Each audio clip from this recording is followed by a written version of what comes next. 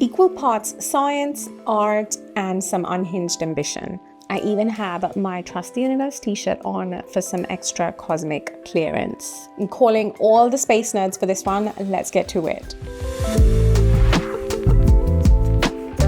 I'm attempting to turn this basic IKEA tray into a swirling galaxy with nothing but some resin, pigments, and some silky magnets. This is part of my Magnet Mayhem series, so if you haven't seen the previous videos, go check them out. But for now, let's get mixing. I'm kicking things off with my go-to resin from Jade Diction Officials, and this time I'm using their 4-hour fast cure. Since this project is going to be done in layers, I want each one of them setting up quickly so I can keep the magic flowing. Jade Diction are also my long-term channel sponsor, so you will find them linked in the description along with my discount codes. Now for the base, I'm going classic outer space deep black background sprinkled with a touch of starry magic.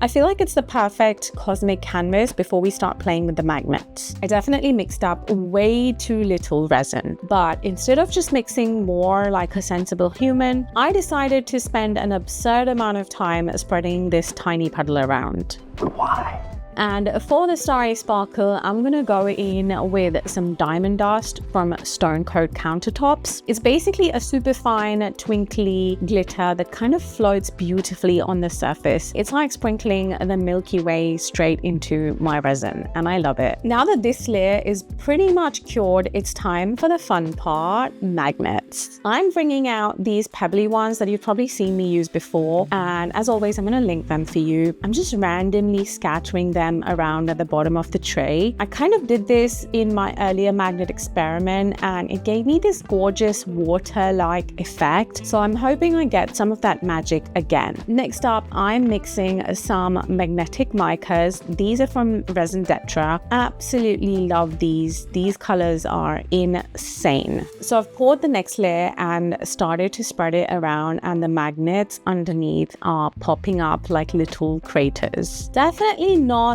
the swirly repel effect that I had in mind, but the more I think about it, the more it makes sense, because last time I did this on a silicone mold, this time it's a metal tray. So I'm guessing that's kind of changing the magnetic field, and instead of those dreamy ripples, we're just getting like solid shapes of magnets underneath. Science is doing its thing, I guess. At this point, it's not giving outer space. It is getting craters on the moon. I'm not entirely sure what to do, so I started to cluster some of them at the bottom and see if they'll play nice. This is what they're looking like, and honestly, I don't love it. But listen, we have multiple layers to go, so there's plenty of room to turn this spaceship around, and staying optimistic is part of the job description. Now with the last layer fully cured, it's time to move on, and for this round, I'm bringing out the big guns, or rather the big rings. Large ring magnets. Once again, I've used these before, and I've got 2 of them, so I'm placing them kind of off center at the opposite ends of the tray just to keep things interesting. For the color mix, I'm going for a semi-transparent black for that deep space vibe and pairing it with one of the other magnetic pigments. Now last time I used the pigment on its own and I feel like it completely took over the black backdrop that we had created. So this time I'm actually mixing the 2 together, and let's see if this combo plays nice. Pouring wise, I'm going completely rogue, keeping the colors mostly separate but letting them overlap here and there. And honestly, I just want to see what happens because I'm experimenting so you don't have to. And however this turns out, we'll figure it out together. Okay, I am loving this. You can instantly see the ring magnets doing their thing, and it's giving total planet vibes. I think we're officially redeeming ourselves with this layer. Now for some extra fun, I pulled out these bead magnets and tucked a couple of them underneath on the sides, and I thought, why not hover a few on top and see what happens? And it works. It's giving me these asteroid comety effects, and I am obsessed. This is working, you guys. I am so happy. It's gonna work. It's giving space. Now for what might be our final magnet layer, I'm going for a full-on dirty pour. This time I've decided to use 2 different magnetic pigments, plus my trusty black transparent and a splash of clear resin. The idea is to let all of those colors mingle, and let's see what magic they create. All right, people, it's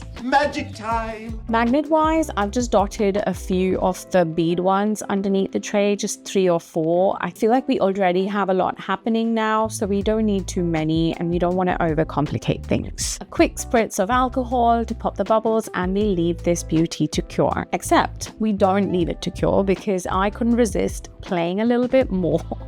Control yourself, for heaven's sake. I was having way too much fun, so I grabbed the ring magnets again, and this time I'm using them together and again hovering them over the top. Pro tip, when you're using the hovering magnet method, make sure you have a steady hand and be super careful because the stronger magnets are more likely to snap right down into the resin. And now we will finally leave this to cure, which means it's time for Sky's cameo. My official mascot is here to remind you to like, comment, and sub because, well, he says so, and you can't argue with Sky. I feel like you guys know me well enough to know that I wasn't actually done with this project yet. First, let me give you a quick peek of how it's looking in this moment. I think it looks stunning. I love this so much. Not only is it so fun to work with magnets, but it's definitely given that cosmic vibe. So you could by all means stop right here, or you could do another layer with some more magnet action going on. Me, I'm going to take a different direction and I want to turn this into a zodiac tray. So now that I have a cosmic background, I'm gonna go ahead and put these zodiac decals that I got off of Amazon and make this into a cosmic zodiac tray, which I'm gonna be sending to my astrologer. So I'm excited. To place the decals evenly, I'm bringing out my clock number template because there's 12 zodiac signs and of course there's 12 numbers on the clock. So I feel like the template is going to make it easy for me to know where these should line up perfectly. I placed the first decal on and instantly I realized I need to hang on a minute and I need to figure out where the zodiacs sit on the zodiac wheel. I mean, they're not random, they're in a specific order and I want to get this proper. So I had to pull out my phone, see how the zodiacs flow on the wheel, and then I'm trying to place them down properly. And while I do that, I want to take a moment and thank Tracy. Thank you so much, Tracy, for all your comments and likes. You are a superstar and I appreciate you. Also, tell me your zodiac signs in the comments. I mean, I am a Piscean, so I'm those two fish swimming in opposite directions. And honestly, that is so me. I'm very all or nothing, but also totally go with the flow kind of a person. So do let me know in the comments, what is your zodiac? I'd love to know you guys better. This is looking absolutely smashing. It's time for a top coat, which fingers crossed is going to be the final coat because honestly, I've lost track of how many layers we've done on this yet. Now, I've mixed up some diamond dust again into some clear resin, and as soon as I poured it down, I realized I had gone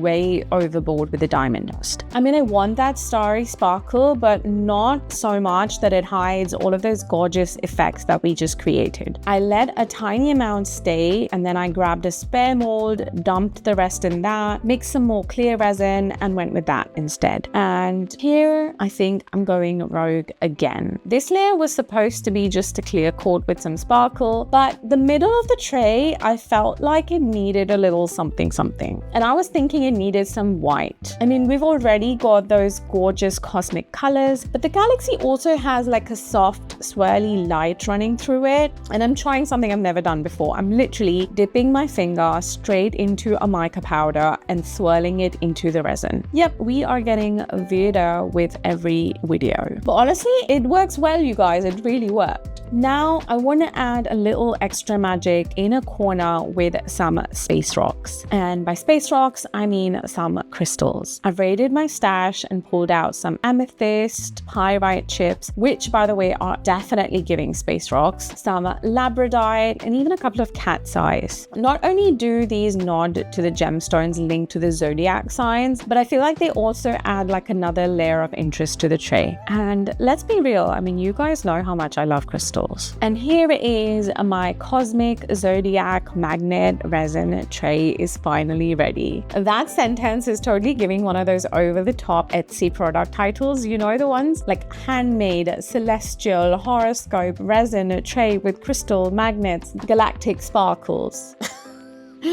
Okay, I'm going off track. But like I said, I'm actually sending this off to my astrologer. He has no idea what's coming his way, so fingers crossed he loves it. I'll share his reaction over at my Instagram when it happens. But honestly, I have loved making this cosmic chaos with you guys. It's been such a fun ride through the stars. And that, my friends, is how we went from basic IKEA to some intergalactic cosmic glam.